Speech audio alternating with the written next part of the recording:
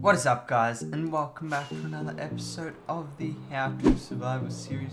Where in the last episode we finished off building this tower and it looks magnificent. It's the first part to the city project we're going to be working on in the future, and today I'm going to be working inside the tower because if you stuck around to the end of the last episode, I mentioned I might be doing a mob farm inside here, and well, I've decided that that's exactly what I'm doing. It's going to be a really big mob farm, just going from the floor of the tower to just about the roof of this section here. So it won't go into the next section in case we want to work on some other stuff in there. But yeah, it's going to be pretty efficient, and I don't have a mob farm, so yeah, it'll be good. And the AFK spot is kind of in a odd place, and I don't really like where it is, but there's nothing I can really do about it. It's it's right in here, so I'm just gonna have to like keep those two open, but whatever.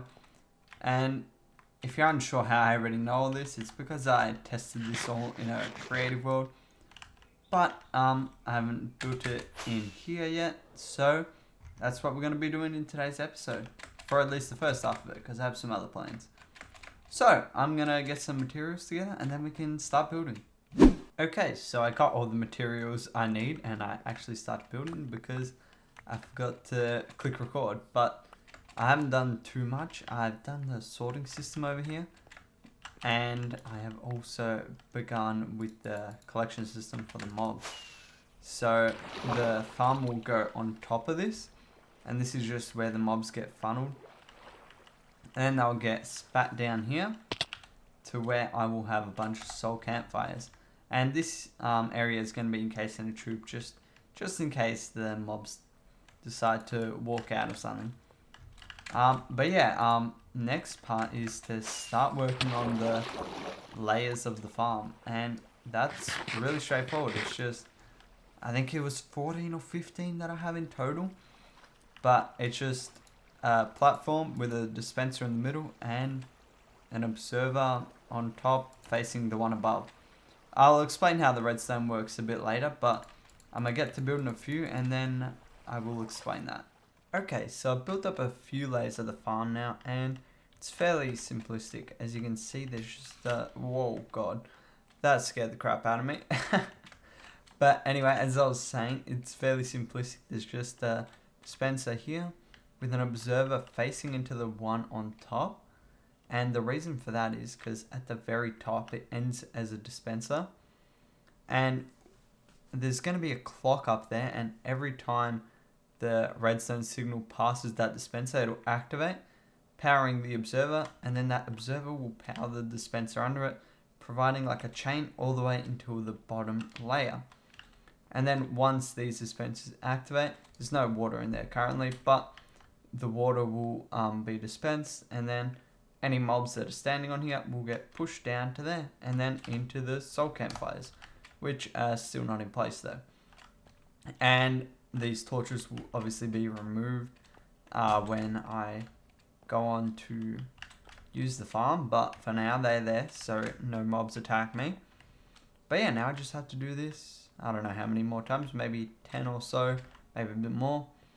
But yeah, I just had to keep going with that. So yeah, fairly simplistic, but a bit of effort. So let's just do that.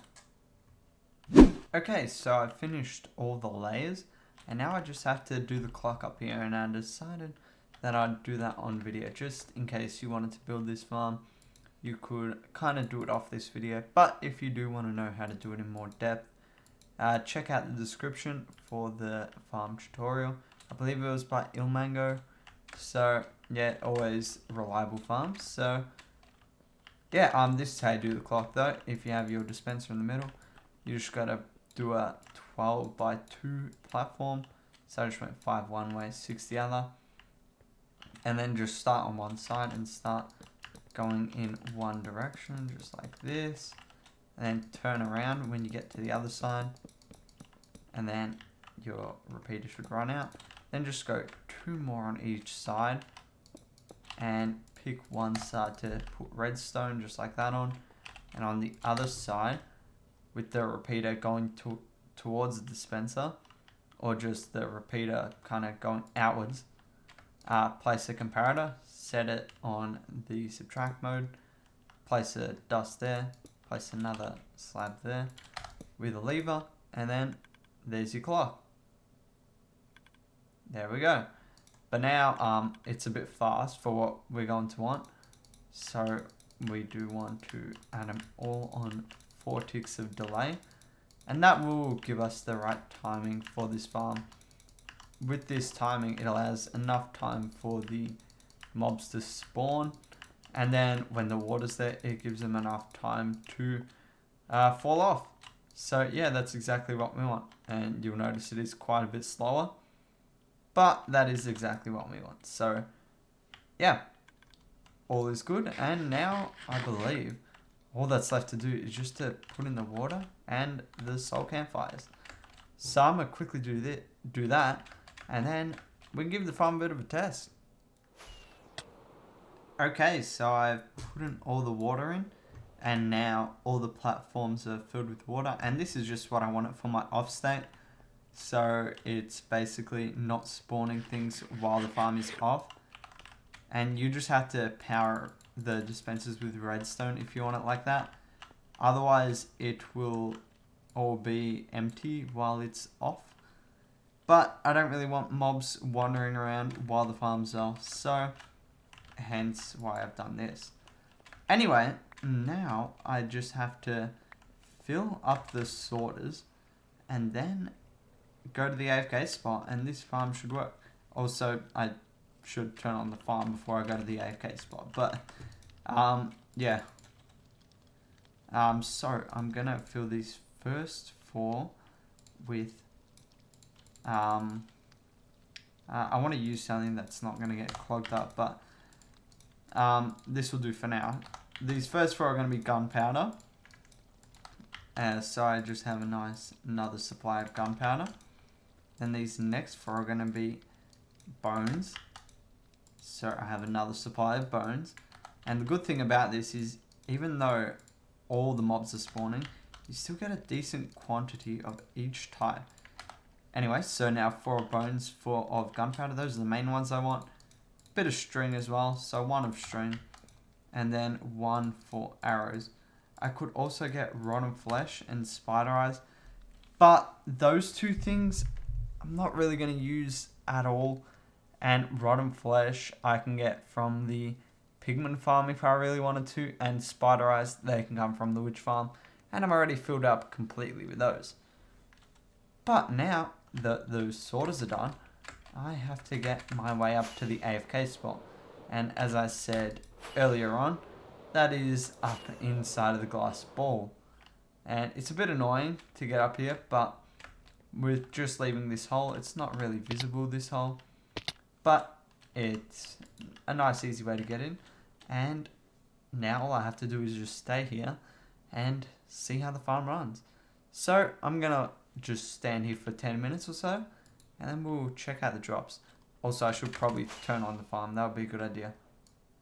Okay, so I spent 10 minutes AFKing, and I did a bit of a replay file, and this farm wasn't really working that great, and I just checked the replay file and I have found out why. And this might be a bit dangerous, but yeah, look at that, the water flow has gone a bit weird. So I do have to fix that. So in order to do that, I'm first going to turn off the farm so I do not get any mobs bothering me. This should be the farm in the off state now. Now, because there's already some mobs down there, I'm going to despawn them. And for that, I'm just going to need to fly away real quick. This should be good, but maybe just a bit further to be on the safe side. And turn back. And hopefully everything will be gone. And then I just go to fix the water flow. I hope it's an easy fix and I don't have to redo the entirety of the water. But if I do need to do that, I will do that, of course. But yeah, it looks like all the mobs are gone. And as you can see, the water flow has messed up quite a bit. Now my first thought is just to fill it up like this, and hopefully that will fix it. And I can see if these spots aren't exactly getting fixed like that. Alright, what's going on here? Oh, I see. Oh, it's this spot right here, so I'm gonna have to bring a block out here to hopefully block that off. And hopefully that fixed it. Yep, looks like that fixed it. So I just got to do that on all sides now. So if I just bring that out again, then break away. I should fix it again on this side. Now this side. Bring it over, break it down, and fixed over here. Oh, almost fell down. It could have been to my own demise. And this should be the last one I need to fix. And if I just break these away now. There we go. The water is flowing as it should be. Because what was happening before, first of all, they were not dying properly down there. Second of all, they were just kind of culminating up here and they weren't falling down there. And yeah, it's just no good. So now I'm going to go back to the AFK spot. Another 10 minutes and we'll see if it works as it should this time. Also, I should remember to turn it on again. That will always help. So after making the required modifications to the farm, it is now working as it should be, as you can see in this time lapse. And it is quite efficient because this is only 10 minutes and it produced quite the amount of drops, as you will see in the next clip. So yeah, let's take a look at how many drops we got.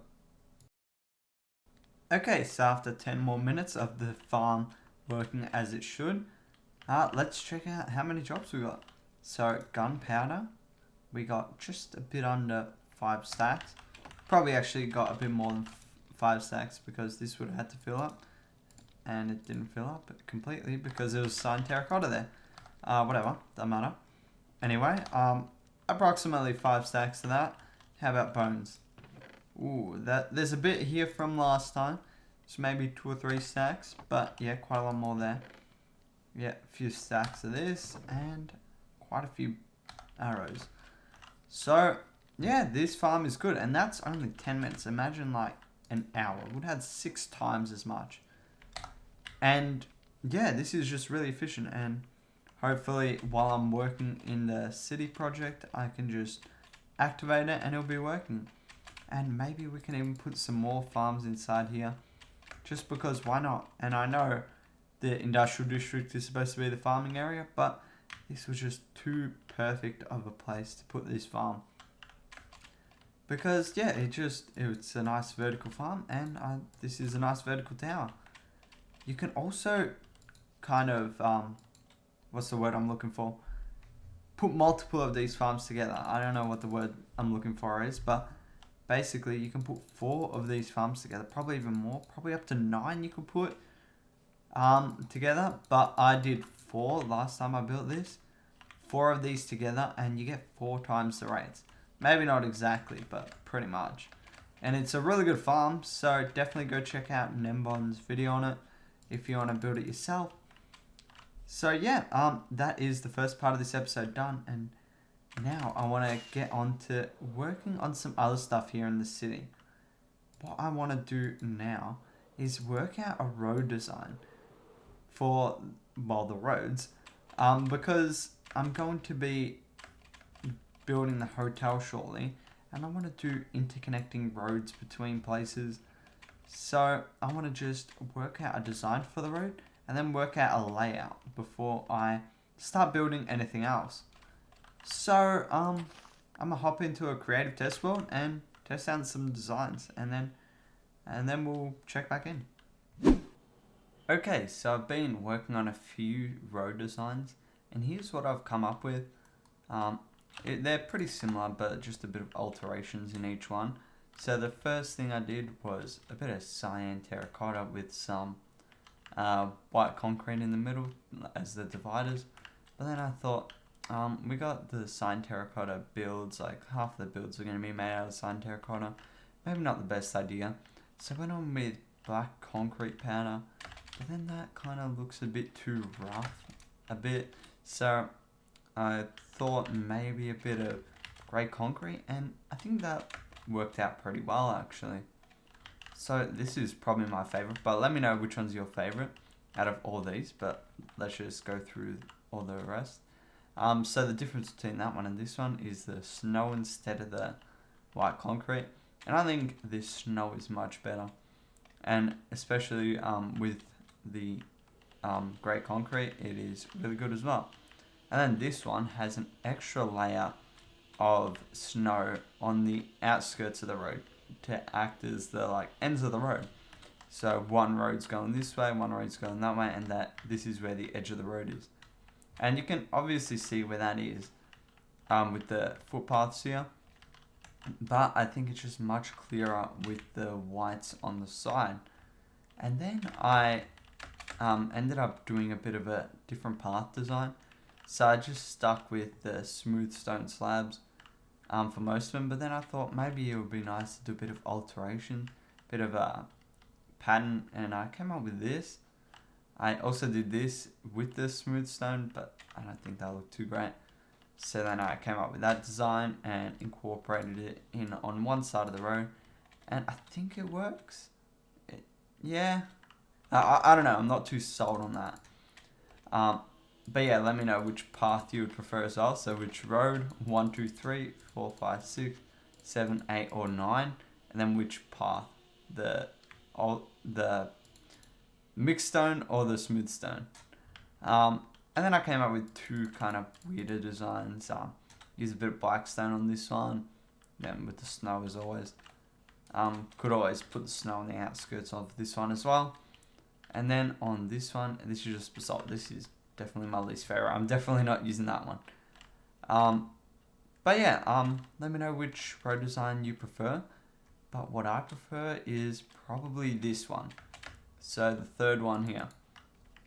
And I don't know which path I'm going to go with, to be honest. I might try use that one. Like, I'll go into creative backup of the world and try that. If it doesn't work out too well with the builds around it, then I'll probably just go with that one. But I thought this one would be nice. Just a bit of alteration, bit more detail, I guess. So yeah, I think that one could work, but when in doubt, go the smooth stone. So I'm going to head into a creative backup of the world, try these road designs out, and then work out a layout for the city. Okay, so I've been working a bit in a creative backup of the world here, and I've come up with this design. So the white carpet I had to switch out for the snow because I have to line it up and otherwise the snow would melt. So I had to use white carpet, but with this texture pack I've got installed, the white carpet doesn't look as bad. And if you're wondering what that texture pack is, it's called the Softer Wool from Vanilla Tweaks. So head out onto vanillatweaks.net if you want to check that one out. And to see what it looks like without it, we'll just disable it real quick. And in my opinion, it looks much better with it. Alright, here we go. You can see it looks much worse with it, in my opinion at least. So I'm definitely going to be keeping that on. But anyway, I've also added some lamp designs here because I thought it would be nice just to like have some lighting in like kind of the lore of the city, even though the lighting's underneath the carpets. But yeah, it doesn't make sense for light to come off the road in like real life, so I thought I would add some lamps. And if we were to say remove some of these, those lamps won't light up the place properly, so that's why we still need these underneath. But I think it looks nice overall, and I space out these just enough, I think, and it's not like symmetrical on both sides, so it's kind of this one on that side is in the middle of these two. That one's in the middle of these two, and it kind of does a bit of a zigzagging pattern. So yeah, I think it looks quite nice. And then this road is going to continue on this way down to the hotel. So I'm going to work out the design of the hotel in survival in the next clip I'm going to be doing. And then we can work on the road connecting to there. Because I want to basically work out the road going to there. And then in the next episode we can build up the hotel. But right now, I'm going to quickly build this road in survival. Just before I do that, I thought I'd mention that these beacons, they're obviously a hard thing to acquire. In the future, we're going to be making a wither skeleton farm, so we should hopefully be able to put all these beacons in. But for now, I've come up with an alternate design of sea lantern surrounded in crimson trapdoors. I believe they're crimson. Nope, they're warped. So yeah, sea lanterns surrounded in warped trapdoors. And I think that works for now, but the beacons definitely do look better. So one day we'll hopefully be able to do this. But for now, let's get on to building the road.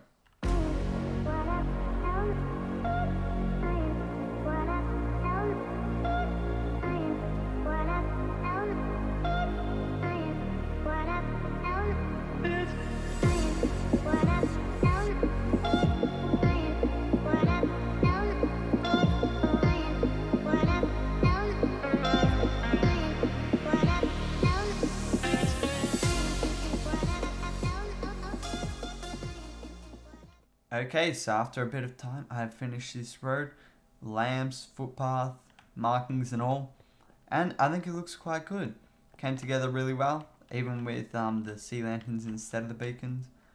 It does work, but the beacons still do look better, so hopefully one day we can get those, but if not, these do work quite nicely. So, yeah, that is about where I'm going to leave it for this episode. I know I said I'm going to work out where the hotel is going to be, but I feel like that's just too much of a simplistic task, and I'll do that off camera in between episodes. So that is it for this episode, so I hope you did enjoy it. If you did, please consider leaving a like and subscribing. But until next time, later guys.